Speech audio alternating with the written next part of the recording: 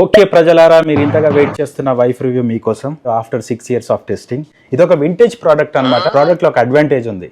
చూడ్డానికి చాలా ఎక్స్పెన్సివ్గా కనిపించిన చాలా మినిమం మెయింటెనెన్స్తో నడుస్తుంది.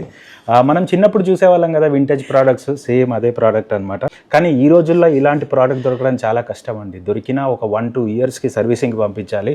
మళ్ళీ ఎక్స్చేంజ్లు, రిటర్న్లు అని చాలా గొడవలు, హడావిడ్లు జరుగుతూ ఉంటాయి. ప్యాకేజింగ్ చాలా మోడర్న్గా అండ్ చాలా ఖర్చు పెట్టారు మ్యానుఫ్యాక్చరర్స్ ప్యాకేజింగ్ మీద. ఛార్జింగ్ మాత్రం ఒక 12 గంటలు పెట్టాలి.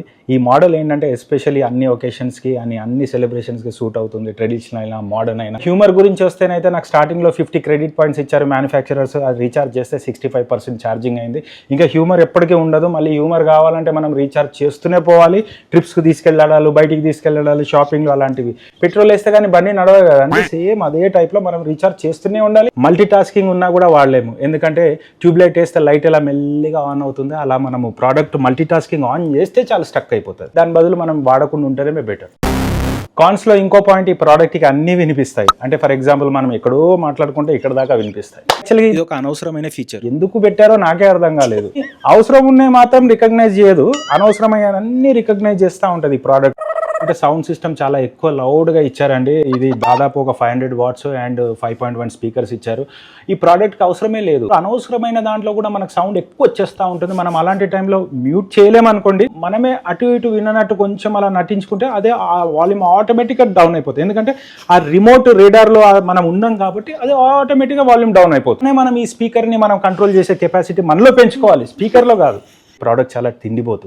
అదేంటోనండి, ఈ మ్యానుఫ్యాక్చరర్ దగ్గర ఇంకో 2 పీసులు ఉన్నాయి. అన్ని 3 పీసులు అన్ని ఎప్పుడు చూసినా తింటూనే ఉంటాయి. మ్యానుఫ్యాక్చరర్స్ నేను అడిగాను, ఇదేదో అనవసరమైన ఫీచర్ ఉందంటే కథం వాళ్ళు చేతులు ఎత్తేసుకొని చేతులు కడిగేసుకున్నారు.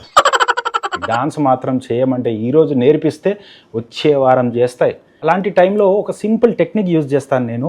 ఇప్పుడు మన అరచేతి ఉంది కదా, ఇక్కడ నుండి ఈ 5 fingers గట్టిగా టప్ అని ఇక్కడ కొట్టాలండి. పాత టీవీస్ పనిచేయనప్పుడు మనం వెనకాల నుండి ఇలా కొడితే ఇలా టక్కున పనిచేస్తాయి. అంటే ఈ ఎక్స్చేంజ్లు, రిటర్న్లు, వారంటీలు ఇవన్నీ లేవు కాబట్టి ఇక ఈ పీస్కి ఇది ఒకటే టెక్నిక్. అంటే చాలా హెవీ డ్యూటీ పీస్ కాబట్టి చాలా లాంగ్ లాస్టింగ్గా ఉంటుంది అండ్ చాలా నమ్మకంగా ఉంటుంది. అండ్ ఇది నా పర్సనల్ రివ్యూ మాత్రమే. ఇంకా చాలా మందికి చాలా పీసెస్ చాలా రకరకాలుగా ఆడుకోవచ్చు, పని చేయొచ్చు. అంతా పైవాడి మీద భారం వేసి ఇంకా ముందుకు వెళ్తా ఉండాలి. పర్సనల్ రేటింగ్ వచ్చేసేసి నేను ఈ పీస్కి అయితే 5 star ఇవ్వచ్చు, కానీ నేను ఇవ్వను. ఫ్యూచర్ లో ఇంకా ఇంప్రూవ్ అయ్యి అప్గ్రేడ్ అయ్యే ఛాన్సెస్ ఉన్నాయి. అలా ఇంప్రూవ్ అయ్యి అప్గ్రేడ్ అయినా కూడా నేను 5 star ఇవ్వను, 4.75 ఇస్తా.